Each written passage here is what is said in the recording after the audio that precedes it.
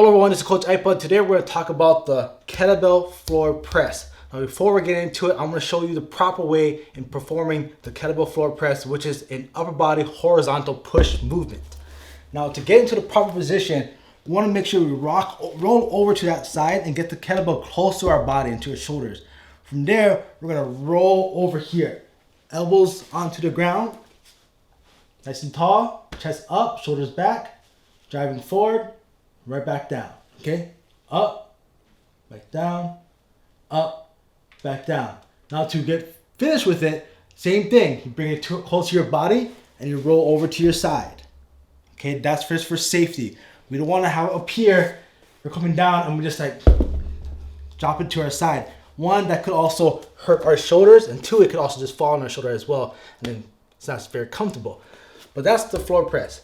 Now with that basic movement, we can expand upon it to do different movements from that one exercise. So we can go into a glute bridge floor press where we engage our posterior chain, glute bridge, okay, hands up, pressing up, right back down. Squeezing our glutes, hamstrings are working, pressing right back down, up, same movement pattern, okay?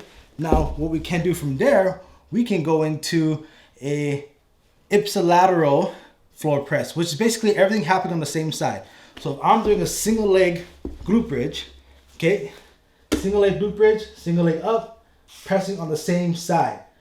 Ipsilateral causes for more stability work, okay? So same leg is working, same arm working.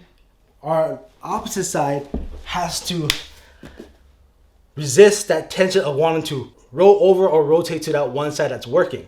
Now we can do a contralateral workout, which is the opposite side. So here again, going back into the single leg, my left leg is up, glute bridge, right leg is doing the work. Same thing. A little bit more stability going on in that movement, but still a floor press. Okay? Now when we do those combo exercises, this is a great way to basically kill two birds with one stone kind of thing. We're getting our posterior work done, we're also getting our upper body, and there's a good combination to get the whole body working together in order to stabilize the movement. So this is another trick that you can do to not only take one movement or one exercise such as the kettlebell floor press and expand it into several different exercises to add variation to your workout. So there it is, the kettlebell floor press, and let me know how it goes for you guys. Mahalo, aloha.